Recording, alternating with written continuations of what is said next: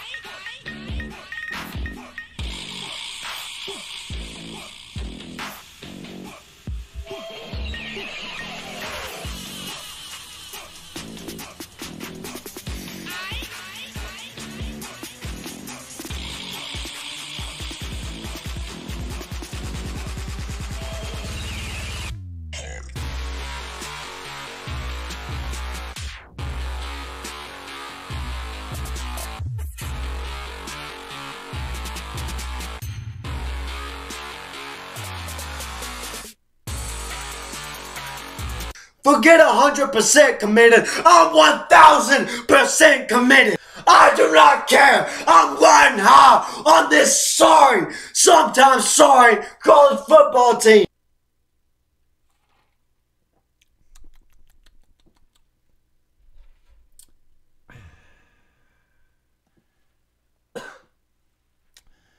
Good morning. It's Uncle Lou here. All right. If you guys missed the last couple of shows, I need you guys in the comment section. Help me out some today. We have all new equipment here, and so we're still figuring it out. So y'all let me know if you can hear me. Hopefully you can hear me okay. If not, just let me know, and I'll try to adjust something. And I think I've got the phones working pretty good today too. We'll find out in a minute. Shout out to Lanier HVAC Services. They sponsor all these Uncle Lou live shows that we do. So if you live in the Athens, Atlanta, or Gainesville, Georgia area, and you need some work done on your HVAC unit, make sure you give the good people over at Lanier HVAC Services a call. They'll take good care of you. Their phone number is 706-510. No, that's my phone number. Don't call that number looking for heating and air. Yeah, but their number is 678-943-1351. Give them a call. Tell them Uncle Lou said good morning. Yeah. Uncle Lou did go ahead and say good morning. Without a problem. You can hear me fine, but maybe turn the mic up. Well, which is it? You have to let me know. Is that better? Let me know. Anyway. Didn't have a lot of coaching changes in the SEC after this last season, did we? Well, the year before that, about half of them changed. That's probably why. Well, we seen after 2019. Well, Gus Malzahn is on the list, didn't he? What about Will Muschamp, though? Any chance Will Muschamp could lose his job this year? Disappointing season for Carolina last year. And, you know, that's usually when we see a change made, right? It's usually after the second disappointing season in a row. So, I don't know. If you're a Carolina fan, what do you think South Carolina fans' satisfaction level is right now with Will Muschamp? On a scale of like 0% to 100%. Now, heading into last season, they were sky high, weren't they? Remember, they had beat Michigan in a bowl game in 2017. And then coming into 2018, most people had them finished or picked to finish second in the SEC. And it didn't happen. They had a pretty bad year based on preseason expectations anyway. And is it Carolina jackpot? I know he went off on Will Muschamp several times this season on video. I caught him on video a couple of times, and he wasn't happy. So I'm wondering, what do y'all think? Somebody said a 1, a 0.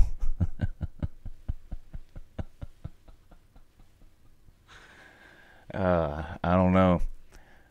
What does Florida like to do? Well, they like to get other people's coaches that aren't any good anymore. Steve Spurrier, Lou Holtz, Will Muschamp. What other coach is crashing and burning right now somewhere that South Carolina could scoop up and hire and move to Columbia? Gus Malzahn? Pete, I know you've made a dozen videos on Muschamp, but you're like me. You want Muschamp to keep his job there, don't you? I'm pretty sure you do.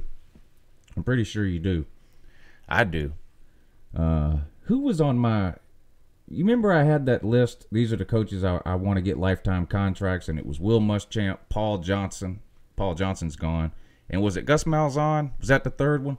Yeah, I think it was Gus Malzahn, Will Muschamp, and Paul Johnson I said deserve lifetime contracts. One's already fired. Yeah, Gus Malzahn. He may be out of a job this year, too, if things go sideways for Auburn. The first 6 games of the season are real important for Auburn because, of course, they play Alabama and Georgia in the second half of the season. So if they're already sitting at 2 losses or 3, God, if they're 3-3 after 6 games, what, Jesus. But if they're already sitting at a couple of losses heading into the back half of their season and they still got Georgia. Now, they get Georgia and Alabama at home this year, but I know they beat them. They beat them in 2017. Both played them at home, but don't think this year's team going to be the 2017 version of Auburn. I don't know. We'll see. Anyway, give me a call. Let me know what you think. 706-510-6817 is the number if you want to be on the show, and you can be the guinea pig too to see if we've got the phone lines hooked up right out here. For those of you that don't know, I got all new stuff out here, and instead of what I used to have to do is when you called me, I just put it on speakerphone and held it up to the microphone. Real professional. And it worked, and it didn't sound that bad either. It just was an inconvenience for me to have to hold the phone like that the whole time. So I've got everything running through. Anyway, none of that matters, but the point is, I guess it would help if I turned the phone on. Good morning. You're on with Uncle Lou, though. Uncle Lou, good morning. Yeah, good morning, though. Now, you guys in the comment section, make sure y'all let me know if you can hear the caller, okay? But what's up, buddy? Hey, man, this is Josh Snellgrove. Yeah, Josh, what's up, buddy? Hey, I talking about the coaches, on staying on topic today. I personally think Kirby Smart's going to get a lot of SEC East coaches fired sooner rather than later. Anyone's in particular? Well, once Pruitt loses 2 or 3 to us, once Muschamp loses a couple more, Mullen. I mean, how many times can you get whooped by Georgia and the coach not want to move on? Mullen, and you said Dan Mullen? Oh, yeah, we'll have Mullen fired. Every SEC East team we'll have fired once they can't get past Kirby, you know. Every SEC East. Well, how many years do you think Pruitt has at Tennessee before they would fire him? If 5-7 his first year, what's he going to do this year? like you said, I think a team should give a coach a couple years, 2 back seasons at 5-7. Probably won't get him fired this coming up year, only because it would be a second year. But if he has another 5 or 6 win season after his third year, I believe they'll get rid of him. I never think they should. I think the coach should have at least long enough to get his players in. But yeah, I would be surprised. I would be surprised if they fired Pruitt after 3 years, unless you're looking at a 2 or 3 win season or something. I seriously doubt Pruitt would be gone after 3 years. I kind of think any coach deserves 4 years, unless the wheels just completely fall off. Now, the thing with Tennessee and Pruitt is the wheels were already off when he got there. So, last year was just a throwaway year. Really, it really didn't matter what Pruitt did last year, in my opinion. 5-7.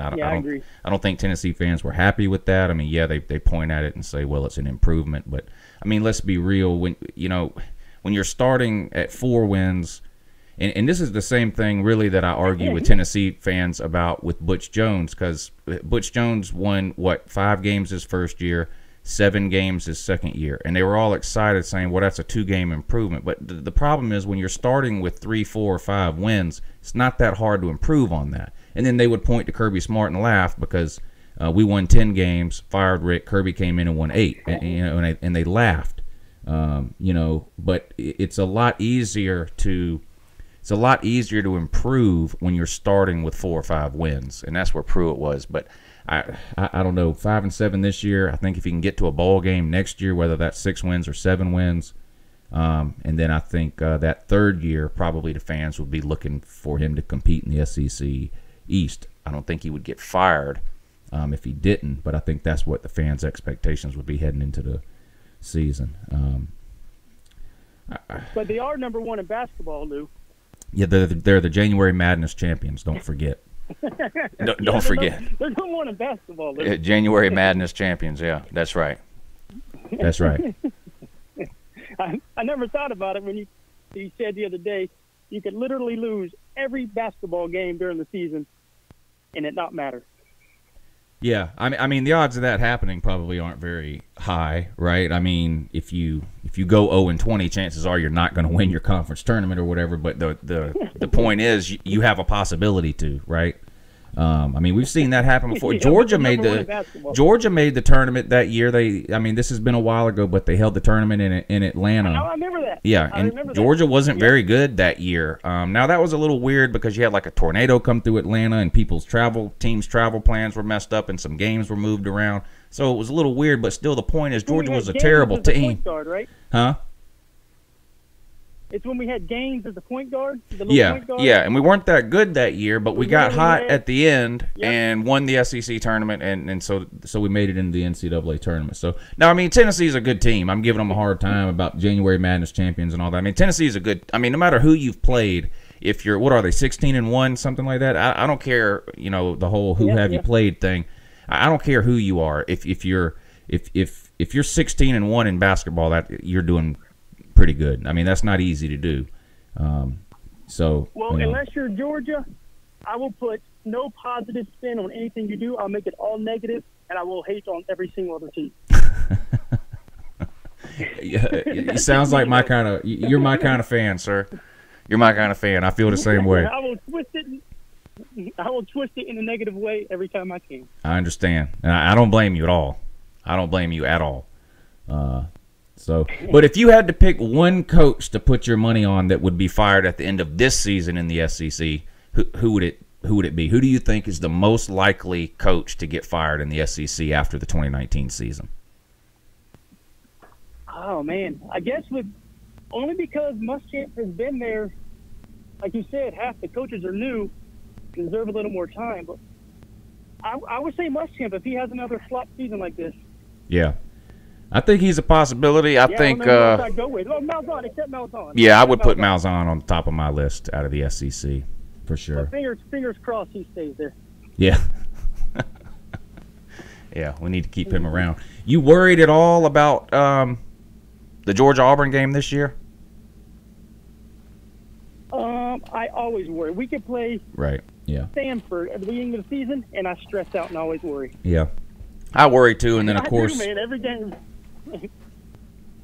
0-3 on the road against the SEC West. That was sort of my thing last year with picking that LSU game in the offseason because we were 0-2, and sure enough, go out and lose again at LSU 0-3. So we got to play Auburn.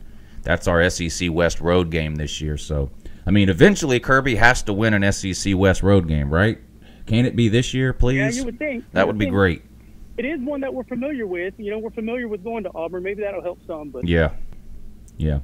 I hope so. I mean, Jake Fromm's in his third year. You would think he's seen enough away environments and been on enough road trips by now to be able to handle it because he hasn't played well in those conditions. I heard he's been working on his back shoulder and his curl routes this offseason. So hopefully he does a few more of those during the season. That would be great. He needs to be doing more of that and less of the fishing that he did last offseason because that didn't work out for him too well. He looked rusty as hell the first 6 weeks of the year. All right, man. Well, I appreciate you taking my call. Yeah, Josh, I appreciate you calling in. I'm glad you got through, and talk to you again next time. Yes, sir. Yeah, have a great morning if you can, and I'm pretty sure that you can. 5-star caller. 706-510-6817 is the number if you want to be on the show. We talk about whatever you want. We don't have to talk about coaches getting fired. You guys, I like to pick a topic, just to start the show with, in case people aren't sure what they want to talk about or whatever. But we don't have to talk about it. Whoever's calling in right now from an unknown number, try again, ISIS. Try somewhere else. Not today, ISIS. That's not happening. I don't answer calls from unknown numbers just so you idiots can scream the N-word or make a fart noise and then hang up and then go to recess tomorrow and brag to all your friends about how you yelled the N-word on the Uncle Lou show. You have to call from a regular number if you want me to answer it because I can block a regular number from ever calling again. Can't block an unknown number. So I don't care what your phone number is. So if you're trying to hide your phone number for some type of way, I'm not trying to date you, call you, harass you, or anything, but you have to call with a regular number if you want to get through. That's just the way it is. Good morning. You're on with Uncle Ludo. Hello, what's going on? This is Ramon in Florida. Yeah, what's up, buddy? I just want to talk about how you feel about the outlook for the ACC this next year with a couple of new coaches coming in, like Satterfield and the guy from Temple. The ACC, you said? Yeah. I don't think the ACC will be nearly as bad in 2019 as it was in 2018. You mentioned a couple of teams, but I'm going to start with – huh? I said, well, that's damn near impossible, ain't it? Yeah, you couldn't get much worse. I mean, it was really bad last year, and I'm going to start with Miami and Florida State. I mean, those are two teams that the ACC needs to have – those two teams need to be good for the ACC to have a great year in football. I mean, that's just the reality of the situation. I mean, they don't have to be 12-0 or something like that, but those two teams were both pretty bad last year. I don't see how either team can be as bad as they were the year before. I think Florida State will take a pretty big step forward. I'm still not sold completely on Willie Taggart, but I don't think they'll be as bad in 2019 as they were in 2018. And Miami, of course, whole new coaching staff, so you never really know how that's going to work out, but I do know that the players absolutely love Manny Diaz. He's a hero down in South Florida. They worship that guy, and he's going to get the absolute most out of the kids on that team. So I expect Miami to be a little bit better this year too, for sure.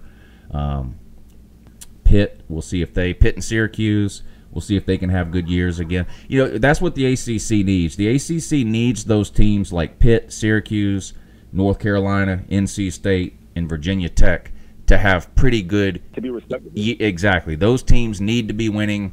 You know, a couple of them need to be winning 7 or 8 games. A couple of them need to be winning 8 or 9 and maybe have one win 10 games, and then have the 3 big boys, Clemson, Miami, and Florida State, competing for playoffs. That's the ideal situation, I think, for the ACC. I'm not saying that none of those other teams can ever get into the playoff, but just speaking realistically, Clemson, Miami, and Florida State have some built-in advantages in football in the ACC that some of those other teams don't have. Maybe you can make an argument to put Virginia Tech in that category. They've had some years where they've been really good, but they haven't done it on a consistent level like those other 3 schools have.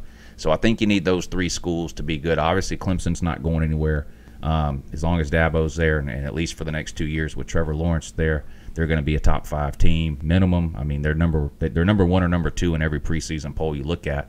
and it's hard to argue with that. So I do think the ACC will be better than it was this last year. How much better, I think, depends a lot on Miami and Florida State.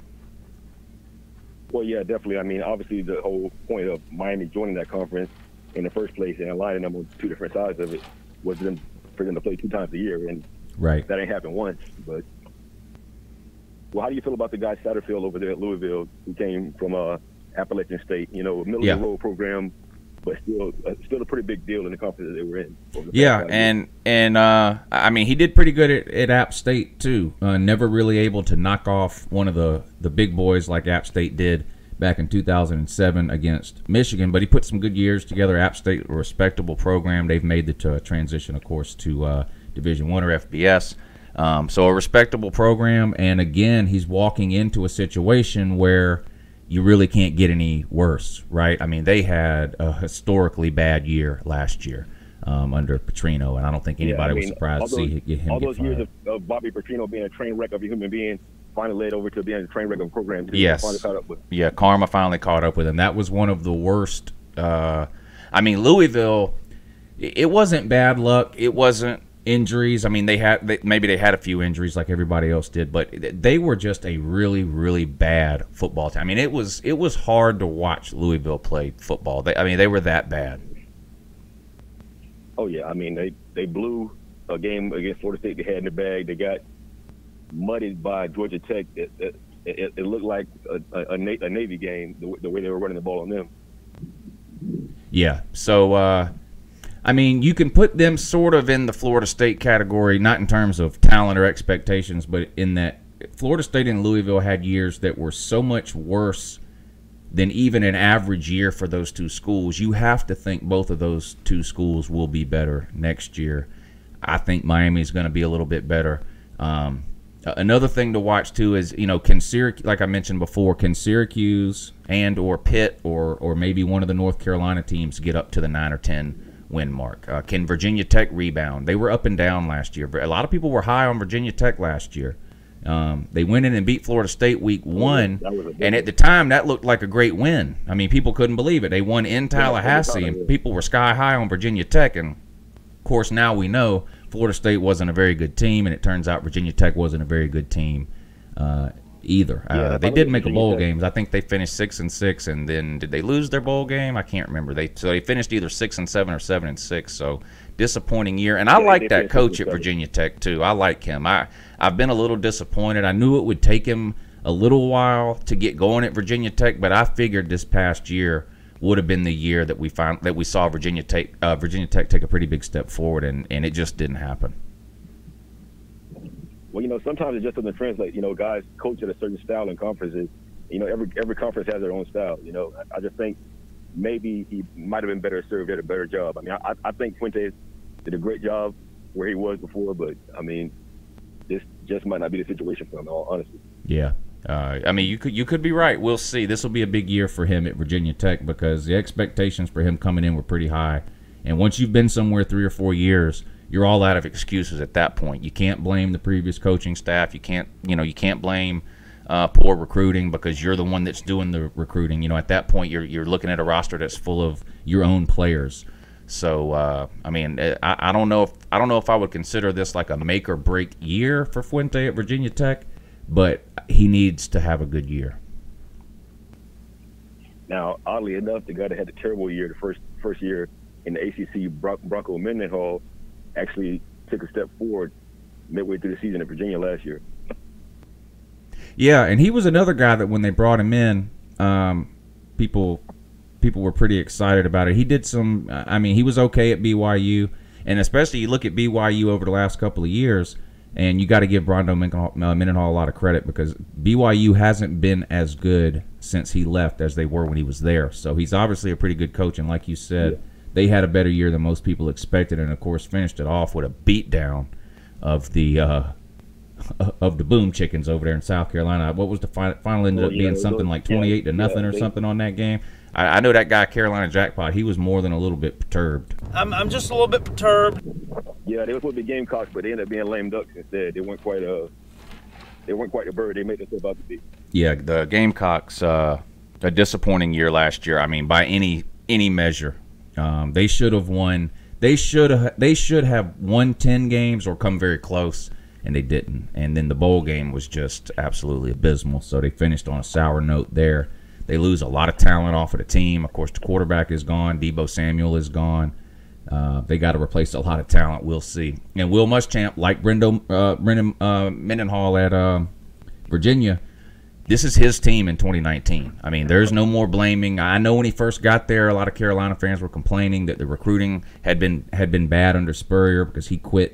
Spurrier basically quit recruiting his last couple of years at South Carolina. He didn't like doing in-home visits anymore and the travel and all that. And a lot of Carolina fans, blamed their talent or lack of talent on that. But Muschamp's been there long enough now. These are his kids that are playing now. He's had more than enough time, more than enough recruiting classes to get the talent up to where it needs to be. So we'll see. Like I said, they have to replace some key starters. So Bentley has been a starter basically since he got to South Carolina, right? He's gone, right? I think he's gone.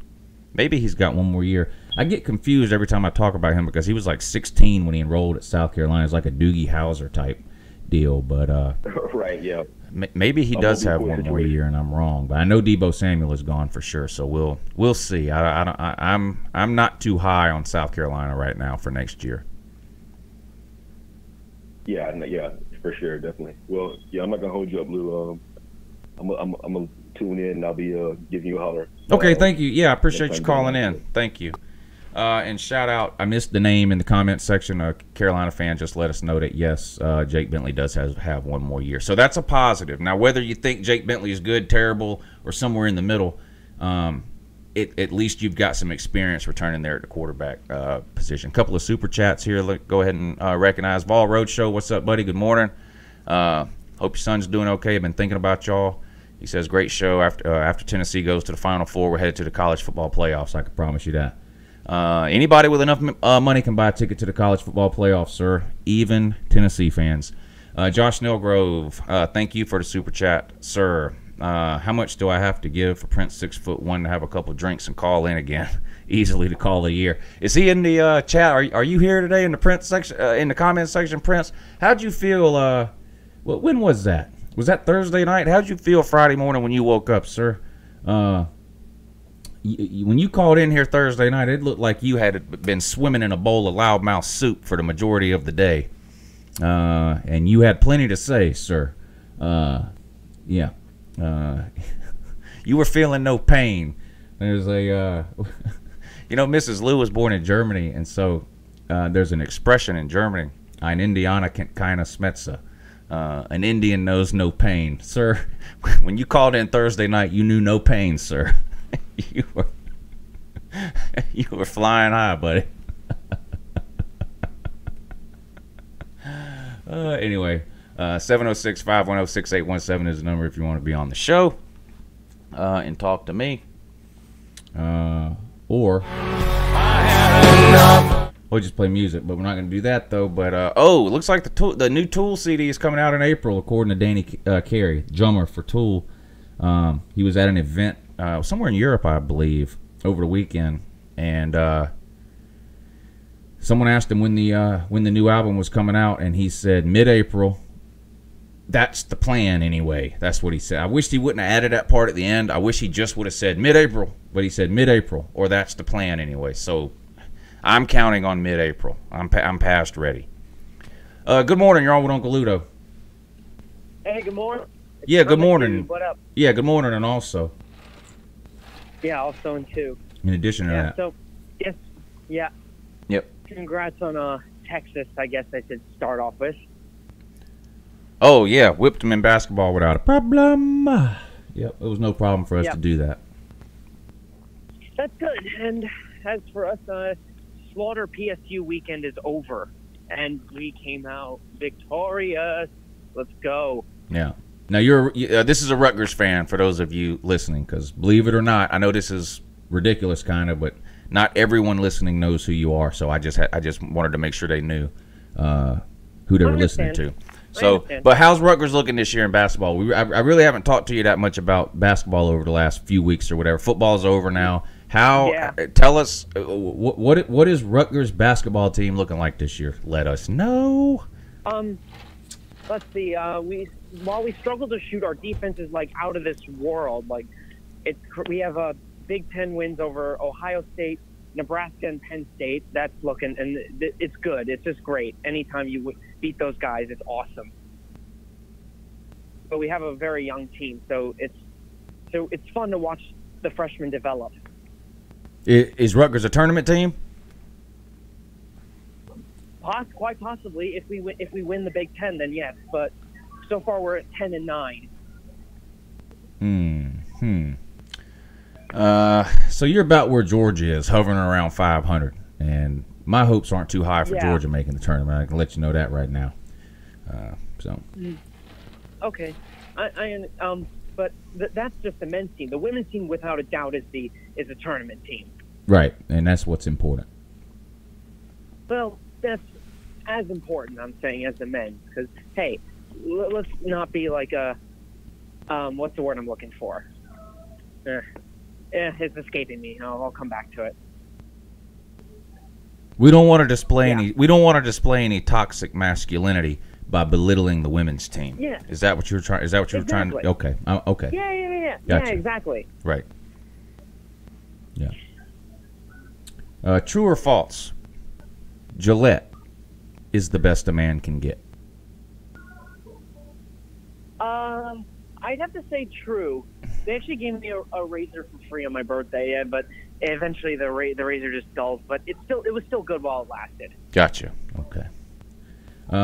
What about? Okay, you're in the Rutgers band too. For those listening that don't know, does the band do? Are you involved in basketball at all as a member of the band? Yeah. Basically, what we do, we don't do like halftime shows or pregame shows like in football games. Right. Basically, what we do, we play stand tunes, and while the team is playing, we do like special cheers. Right. But let me ask you this now. Isn't the band much larger for football than it is for basketball, or is it the same number of band members? It's usually small. Like the marching band has like 250 some odd members. We're trying to increase that for the fall for this year. But in basketball, it's typically like 100 members. But here's the catch: we have two bands. We because like a lot of people still want to do it. Right. So we split based on scheduling. Okay. So it's not like a separate tryout for band members to be on the basketball band. It's just basically about 100 people is what they want for a basketball band. You guys have 200 people in the band that want to do it, so they split it up into two bands, and you go half the games and half the games. I got you. Yeah. I mean, it's obvious to anybody who watches or whatever that the band is always smaller in basketball games for obvious reasons. The venue is smaller, but I wasn't sure how that worked. If it was a totally separate band, if they picked like the best 100 out of the 250, or if it was a volunteer thing or what, I had no idea. So I will be able to sleep a lot better tonight, though. Well, I'm glad. Yeah, me too. And also, yeah. So, I feel like now that the basketball team is doing like a lot better, I feel better about making like hype and hate videos for our new opponents. Yes. I think I should start doing those. I do too. Yeah. Tomorrow, so if you want, you guys can check it out. Like tomorrow, I'll come out with a Indy versus Indiana hype and hate. Now, what kind of stuff can we expect to see in this video? Can we get like a preview? Taunting, like, hey, we ain't scared of you. Drag your ass to Piscataway, son. Yes. And you're playing who? Indiana? Yeah, Indiana. So, can you throw some Larry Bird jokes in there? I'll try. Wasn't he from there? Wasn't he from Larry Bird from Indiana? I think. Wasn't he from French Lick, Indiana? I know about Bobby Knight, but that's about it. Yeah. Well, Bobby Knight coached at Indiana. Yeah. Yeah. So, has Bobby Knight ever hit you with a chair? That's a good one. I might have to consider that. Yeah. Yeah. Be sure and thank Indiana for letting Georgia have Tom Crean. Oh, well, yeah. How's he working out for you? I suppose. Like, well, I don't really follow like a SEC basketball as much as I do Big Ten basketball. Just like we talked, the first part of this show, we talked about football coaches, and I said I feel like you got to give football coaches 3 or 4 years, and we talked about Jeremy Pruitt, and I said, look, Jeremy Pruitt's first year is a throwaway year. It doesn't matter what you do the first year when you inherit a terrible team. And same is true for Tom Crean. I had 0 expectations for Georgia heading into this year. I'm not saying I expected them to win 0 games. I'm just saying Georgia had a tournament team last year. Georgia was talented enough last year to win the tournament. Not win the tournament, to make the tournament. And because of poor coaching, we didn't do it. But we had some serious talent on the team last year, Yonte Maton. We don't have nearly as much talent on the team this year as we did last year. Forget about who the coach is. So I knew this would be like a transition year or whatever. I really didn't know what to expect. Yeah.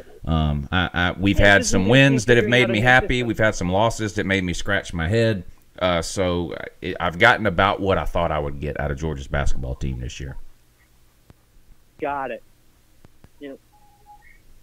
What was I gonna say? Like, it's always about like even like.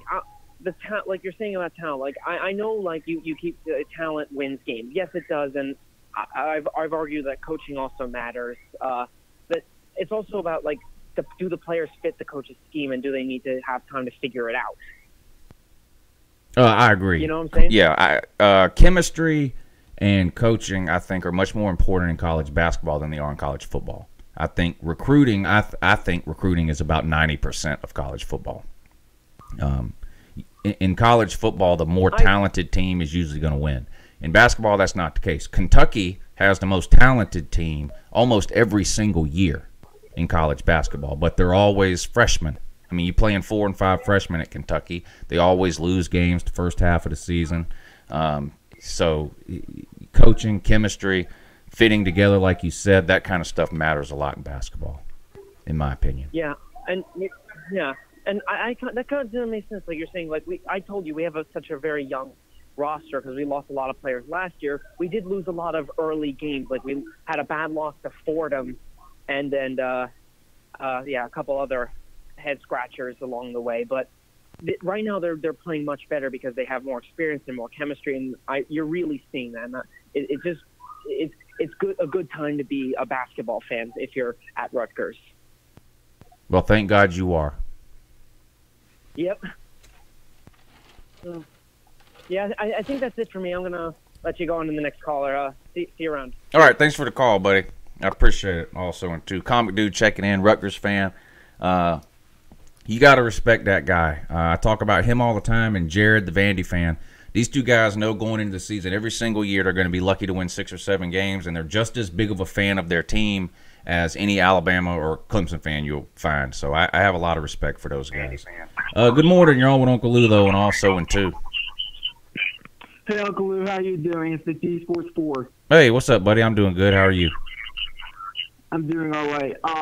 Coaches on the hot seat, number 1 on my list is Clay Higgins at USC, and number 2 is Will Muschamp at USC Junior. I think both of those coaches are going to be gone definitely by the end of the season, especially Will Muschamp. I don't know if you got a chance to look at that schedule for next year, but I don't even see South Carolina making a bowl game. They get Alabama, Clemson, Texas A&M. They also have to go up against Georgia, Florida.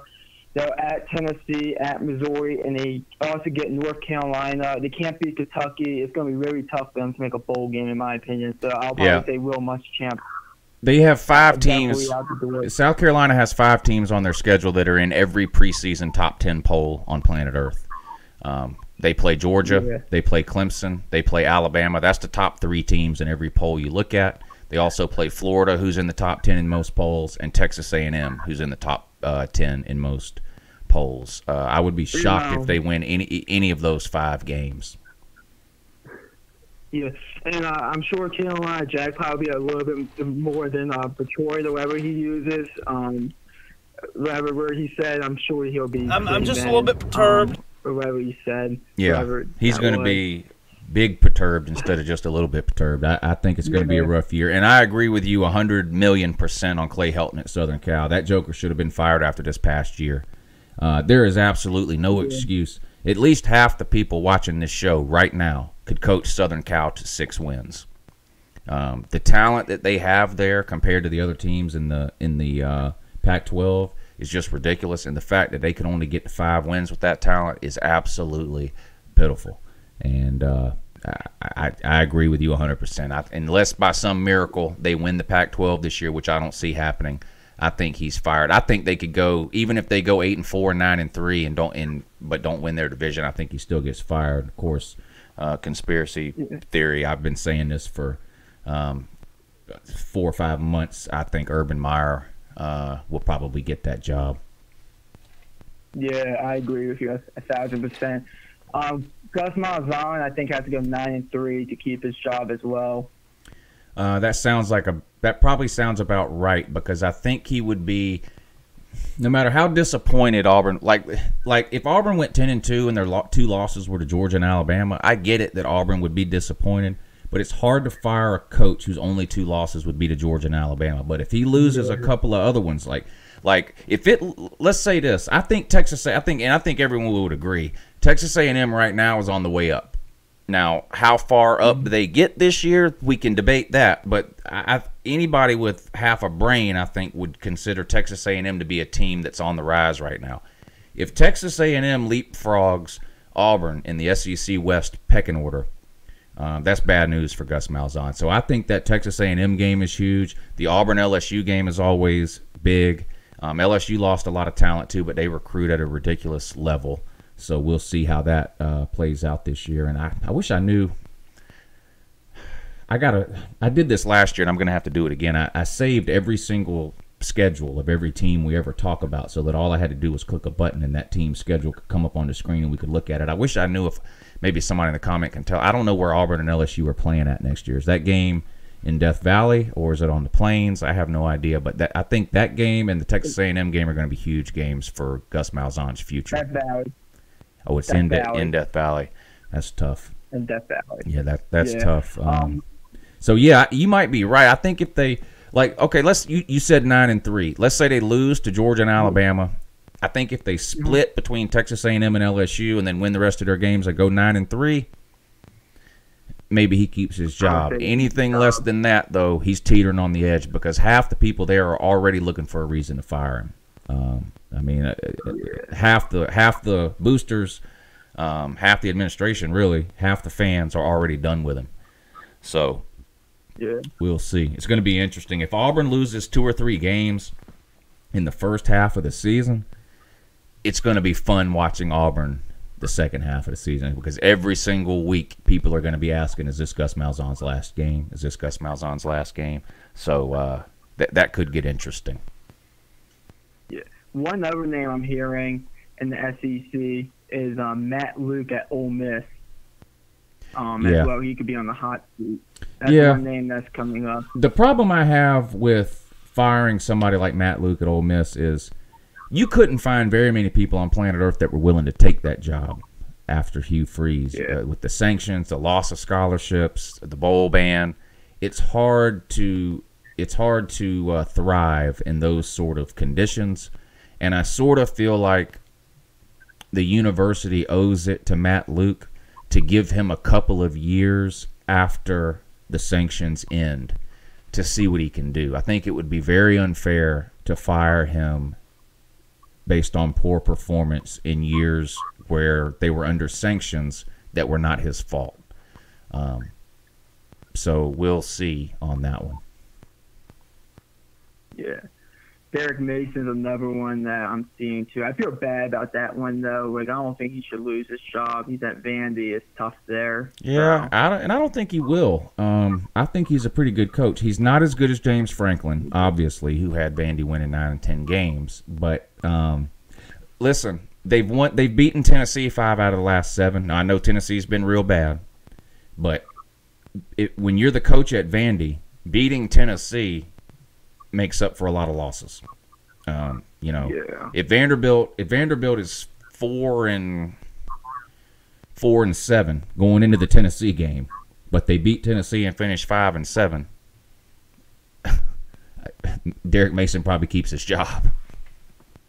Yeah. You know. One more name before I let you go. Jim Harbaugh is probably one more. Yeah. Even though I don't think he'll get fired, but I think he should. But anyways, I'm gonna let you go. Okay. Andrew. Thank you for the call. I appreciate it also. And a couple more super chats I saw come in. Josh, again, thank you, sir.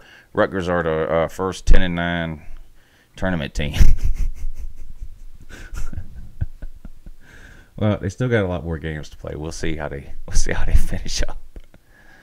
Martin Rosario, there you are with the. Let's see what today's FSU joke is. FSU stands for Fire State University. Lou, they having a fire sale down there? Could be. Good morning. You're on with Uncle Lou. Oh, hi. How are you?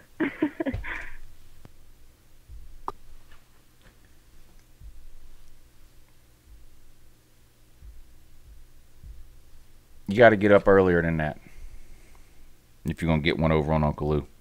Much earlier.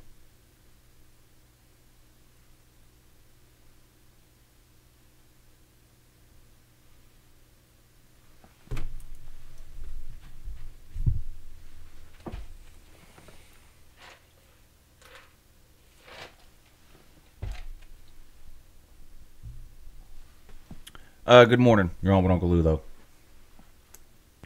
I just want to start off by saying good morning and go Dogs. Yeah, go Dogs. What's up? I just want to talk about these Tennessee fans, man. What is it with these Tennessee fans that call Kirby Mark Richt 2.0 when they're literally the butt of every football joke there is? Well, and the other question is, why do they think that's an insult? I mean, I've pointed this out before, but these ha ha ha. Kirby Smart and Mark Richt have almost identical records their first couple of years. Ha, ha, ha. Yeah, both won an SEC title, something Tennessee hasn't done in 21 years. I mean, Tennessee's last 4 coaches. So, okay, Kirby Smart and Mark Richt have similar records. Great. They both had amazing first 3 seasons as head coach. That's a compliment. Now, by the time, you know, we fired Richt or whatever, that's irrelevant to this conversation. But to compare Kirby Smart to Richt's first 3 years is a compliment. So these Tennessee fans are just proving how stupid they are by doing that. It's absolutely ridiculous. Yeah, I agree. I mean, they'd be better off calling Tom Crean Mark Fox 2.0. Right. Since they're a basketball school. Yeah, but they don't have. You're talking about a group of people who don't have enough sense to come in out of the rain. I mean, they laugh about Kirby Smart having a similar record to Mark Richt. I mean, has anybody checked Jeremy Pruitt's winning percentage compared to Butch Jones? Derek Dooley. Tennessee fan will tell you that Derek Dooley's the worst coach they ever had. Derek Dooley's winning percentage was .417. Guess what Jeremy Pruitt's winning percentage is? .417. Identical. So, ha ha ha. I mean, Kirby took the Dogs to the national championship, won the SEC and took the Dogs to the national championship his second year. So I wonder what old Jerome Pruitt's going to do this year. You think he's going to win the SEC and No. You know, go to the playoffs and win a playoff game and then go to the national championship. No, and the Voltard knows that too, and they want to joke and oh, you made it to the national title game but you didn't win, huh? Oh yeah, you won the SEC but then you blew the national title game. That's great. This group of Tennessee fans, this group of people right here would give their one good nut just to win a division, And they're trying to laugh at a team that swept the East the last 2 years in a row, won the SEC in 2017, won a playoff game, has made it to a national title game. I mean, they're just embarrassing themselves. They're just grasping at straws. That's it. They literally have nothing to stand on. I think at this point they would give a left nut just to beat Vandy. Oh, no doubt. I mean, they've lost 5 out of. That's what I tell them. Worry about beating. I mean, you've lost 5 of 7 to Vanderbilt, and that's not. You know, blame that on whoever you want. You're 5 and you've lost 5 of the last 7, and that's with 3 different coaches. So don't blame any one coach. You just can't beat Vanderbilt. I mean, they're just better than you. I mean, it's pitiful. Coaching is not Tennessee's problem. You don't have 4 coaches in a row that can't beat Vanderbilt and have a coaching problem. No, it's the program. No. You're just a terrible program. That's it. That's it. You didn't hire 4 bad coaches in a row. You just have a terrible program. I mean, they have no in-state talent at all. I mean, who is knocking down? How many top recruits you see coming out of Tennessee? I mean, they're all at Clemson and Georgia. That's what I'm saying. I mean, if there's any top talent in Tennessee, they're not going to Knoxville. No, like something like look at Cade Mays. We'll take Cade Mays, for instance. Yeah. Look at Cade Mays. Yeah. He's from Knoxville. Right. He's in your own backyard, and you couldn't even land him. Yeah. T. Higgins at Clemson, who, I mean, looks like one of the best receivers in all of college football. Yeah. Yeah, I'm with you. Now, I mean, when Tennessee was doing really, really good, they were getting, keeping what elite talent that was from Tennessee. They were keeping that, and then they were dipping into Atlanta and other places and getting some more. And they're still doing that to some extent. And that's, people like to laugh at that too. Oh, we got this recruit from the state of Georgia. Well, that's great. There's about 54 stars in the state of Georgia. We can't sign them all, so you're welcome to have a few. Meanwhile, we're busy setting records again for the most 5 stars. But go ahead about your business, though. At this point, I'm to the conclusion to where Tennessee fans are good for nothing but making me laugh on Facebook and killing my phone battery. They do provide quality entertainment. There is no doubt about it. But I like the Tennessee fans, though. They keep me entertained. I like arguing with them, but some of them are delusional, no doubt about it. And I mean, let's be real. The thing about Tennessee right now is it's low-hanging fruit. It's really easy to crack jokes and stuff on Tennessee. You don't have to think too hard. It requires very little effort. They're low-hanging fruit, and that's why they catch a lot of the hell that they do. And then they don't do themselves any favors with the whole 15-0 chant they do every offseason. And, they're winning the East next year again. They've been winning the East next year for 11 years in a row, which is amazing. Oh, and the Chaney thing. The Chaney thing's been pretty funny too. How they dogged him out, 3 years ago when Kirby hired him. How he was trash and he wasn't a good offensive coordinator, and they were glad to see him go. And now he's like the next best thing to Jesus Christ. You know what I'm saying? Yeah. So, and I do think Chaney is an upgrade over what they had before. The problem is Chaney, to me, I don't think Chaney is an elite offensive coordinator, and he's definitely not worth making him the highest paid offensive coordinator in America. So whether you love or hate Chaney as a Georgia fan, forget about that for a second. Let's pretend you love Chaney. It's still you still should not want to keep Chaney, even if you love him, not for $1.6 million a year, because he is not the best offensive coordinator in America. Georgia had more talent than he's ever seen. There was more talent on Georgia's team this last year than any 4 or 5 teams that he had ever coached combined, period. And he's not going to have that luxury at Tennessee.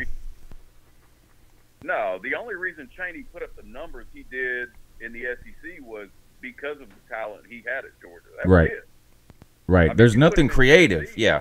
Chaney can't take C+ talent and give you A+ results. He can't do it. Now, he can take A+ talent and put up a lot of points with it. If he has a superior team, he's good at figuring out how to dominate that inferior team. I mean, look what we did the last 2 years to teams like South Carolina, Tennessee, Kentucky, Missouri, Vandy. These teams that Georgia is just obviously way more talented than. We absolutely destroyed them. Now, that's not easy to do, so give Chaney some credit for that. I mean, we had some great teams when Rick was at Florida, and we weren't beating everybody in the East by 35 points like we've done the last 2 years. So I give Chaney some credit, but I think he's at his best when he has elite talent to work with, and I just don't think he's going to have that at Tennessee, at least not now. And he does. I mean, I'll give credit where credit's due. He does deserve credit because, I mean, there was some games, they come out and it's like, holy shit, where did this game plan come from? You know what I mean? Right. I mean, they were just playing lights out. It was like every play was the right call. You know what I mean? And then there's some games where you're like, what are they doing? Where are these play calls coming from? But and I know you've touched on it before. It's kind of like they go into the SEC championship game with the same game plan that they played, South Carolina with right. or Yes, Vanderbilt. that's my complaint about Chaney. There's no creativity. When he matches up with a team that can physically match up with us and talent-wise is on our same level, I don't see any creativity from Chaney to try to find mismatches. You never see different formations against Alabama than what we saw. Trying to Miko's super fast, right? But you never see Chaney okay, let's try to put Miko here with this receiver on the other side and try to get Miko matched up with such and such inside linebacker on Alabama or LSU, because we think that Chaney. I never saw Chaney do anything like that. He just first down, let's run it up the middle. Second down, maybe play action pass, but probably run up the middle. And then the other thing, and I don't know if this is Chaney or what, but this absolutely drives me crazy, and this isn't just a Georgia. I see a lot of teams do this. Can someone explain to me what is the purpose of a play-action pass on 3rd and 12? Who are you fooling? Right. I mean, it's a passing down. That makes no sense to me. That makes no, and I see we do it all the time. I see other teams do it too, but I mean, we play action pass almost every single time we pass the ball.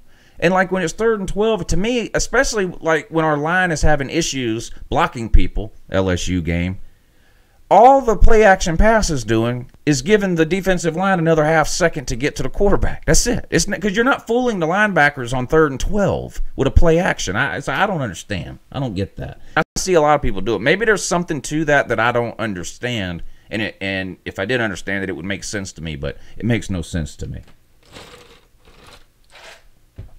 I see a lot of Bama fans on Facebook too, still talking about 2nd and 26. I find that funny. I mean, if I was a Bama fan, I would still talk about 2nd and 26 too, considering my team got boat raced by that chick from Roadhouse. I mean, I guess 2nd and 26 would still be funny to me. But 4th and 6, though. 4th and 6 and Tua is still a part of me. So, and it always will be. 4th and 6 will never get old. No, never. All right, I just wanted to come on here and do a little trash talk. Yeah, I appreciate you calling in. I'm glad you're able to get through. And yeah, we'll talk to you again soon, I hope. Thank you for the call. I appreciate it. Man said he called in and talked some trash. That's what I'm talking about. Call in and get these Voltars fired up. I'm tired of having to do it all the time.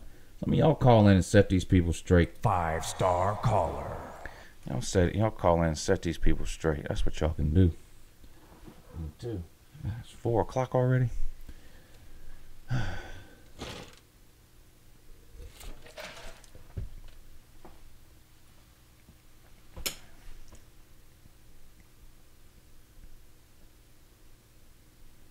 Who's in the comment section? Let's see. Kirby's Bowl Cut. Good morning. Dogs Fan 1196. The Shadow Assassin. College Football 541. Kelly Burnett. Good morning. Dennis Wilson. David Foottraw. Celine Driver. Good morning, sir. Hound Dog. Will Olmstead. I hope I'm saying that right. Probably not, though, or 2. And also, Mega Hat. Good morning, sir. R.I.P. TJ LSU Dad. What do he do now? Ashley Snell, Lee Corso, Dr. Cush.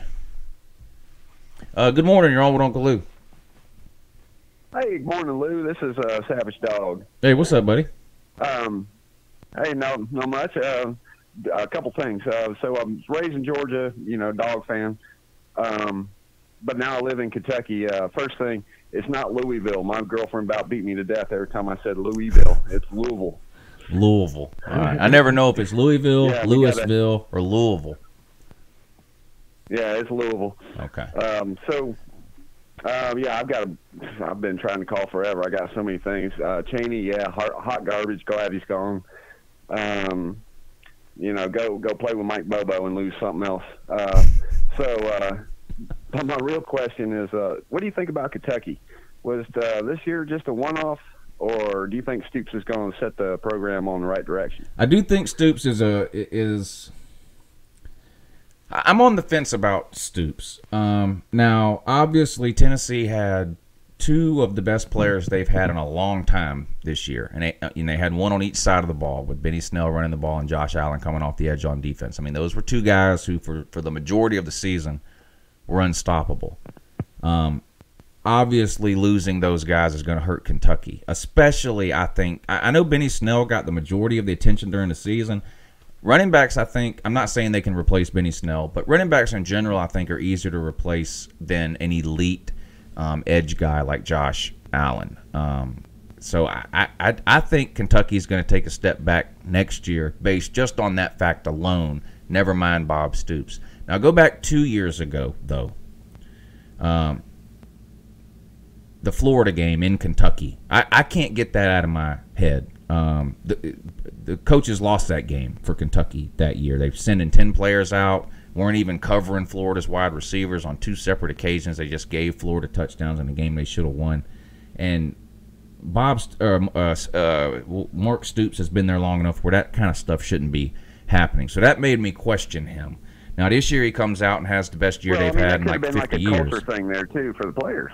Well, it could have been, but but Stoops has been there for, how long has Mark Stoops been there? 4, 5, 6 years? So if it was a culture thing in 2017, that's a Stoops problem. Now, this year they were great. Now, let's see what they can do next year. And I don't expect Kentucky to win 10 games next year, but if Kentucky can even go, let's say, 8-4, then I'll admit I was wrong about Stoops, and I'll say he's a good coach. If they go back to struggling to make a bowl game or maybe finish 6-6 and 7-5, then I'm going to say, see, same old Stoops. So we'll see. I think the jury is still out on that. Well, one problem they had this year, they had one feature back, and you just cannot play a Herschel Walker all year long in this, You wear him down. If you had 2 backs, yeah, exactly. So by the time he got to Georgia, he had no chance. Right, I agree. He was just, he's tired. And we saw Auburn do the same thing for a couple of years in a row with Cam Petaway and Kerryon Johnson. Those guys were elite and looked unstoppable during September and October, but by the time November ran around, they were out of gas because Gus Malzahn was running them 25 times a game. And like you said, this ain't the early 80s where you can do that. I mean, you got to rotate backs in and out. You can't be giving guys 20, 25 carries a game anymore. They just don't. They just won't last. Well, as far as Kentucky fans, I'm out here in middle of nowhere, Eastern Kentucky, and I deliver pizza. And I got my Georgia UGA fleece, and I got my UGA tag on the front of my truck, and I delivered on the Georgia-Kentucky game. And these guys are. Kentucky fans are awesome. They're they're not South Carolina cocks or Bama retards. Kentucky fans are they're good to go. They understand, and I always say, we beat you in football, but we don't even know what basketball is in Georgia, so you got to say right. No doubt about it. And I had more Kentucky fans come around the channel this year than I've had in years past for obvious reasons. They were having a really good year. And that Georgia-Kentucky game was sort of almost like an SEC East title game, kind of. So by the time that game came around, Kentucky fans were real excited. So I had a lot of fun this year with the Kentucky fans too, and I hope they stick around. Some of them have, so that's good.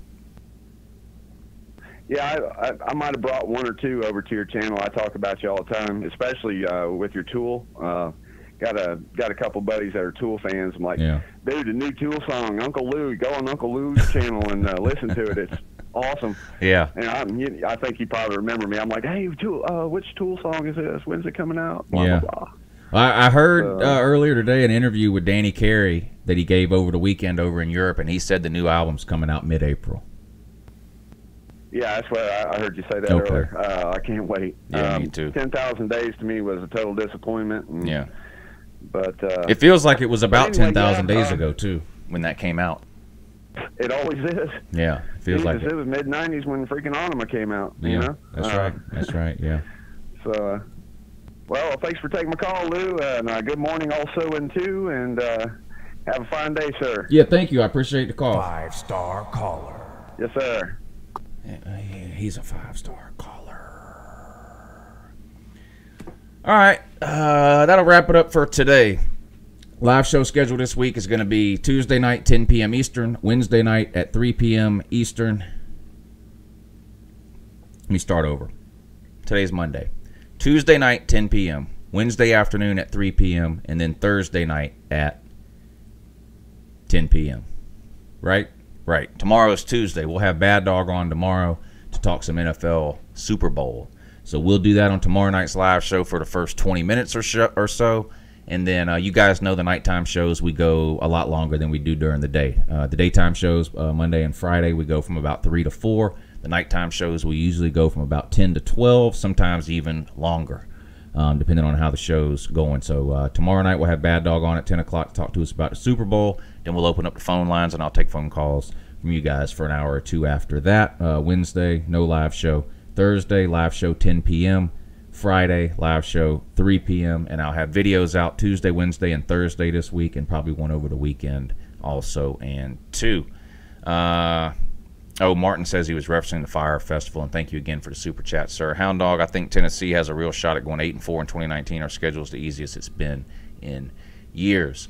Well, never easy when you have to play Georgia and Alabama. So good luck to you there, sir. That's at least 2 losses. Plus you play Vandy, that's 3 losses. Florida, that's probably 4 losses. So, but there's 4 right there, 8-4. I haven't even looked at your non-con schedule, so I don't know who you're playing. Let's assume you win them all. That puts you at 4-4 with 4 games remaining, which would be South Carolina, Kentucky, Mizzou, Vandy. 8-4, that man said. It's possible. It's possible. I don't even really want to get into trying to predict schedules for next year yet, because you guys know I do that series of videos over the summer. And when I do those videos, I know you guys, I don't know what I'm talking about, and that's fine. And sometimes you're right. But when I do those prediction videos over the summer, I do actually research the teams. I look up the schedule, who they're playing, home or away, all that kind of stuff. And so for me to try to just throw out an arbitrary number right now would be purely guessing. So for all I know, you're 100% right, and Tennessee's got a great shot to go 8-4 next year based on their schedule and all that kind of stuff, but I honestly have no idea, so just hold off on that for now. But anyway, I appreciate you guys watching. I hope you're able to hear everything okay. I'm really trying to get all this stuff tweaked and hooked up the right way and all the knobs turned the right direction and blah, blah, blah, and so I appreciate you guys being patient with me. This just makes my life a lot easier, because I no longer have to hold the cell phone in my hand the entire time I do this show and hold it up against a microphone when y'all call in and stuff like that. Everything is running through a soundboard and in through the computer, so it just makes it a lot easier for me once I figure out how to use it and work it and get everything set up right. So hopefully it sounded good. I'll listen to some of the show back later today and make any necessary adjustments that I need to. Yeah, but I can put the music in and out anytime I want. I can just put the music in and then just take it out without problem. Yeah, y'all are great people though, aren't you? Yeah, appreciate you.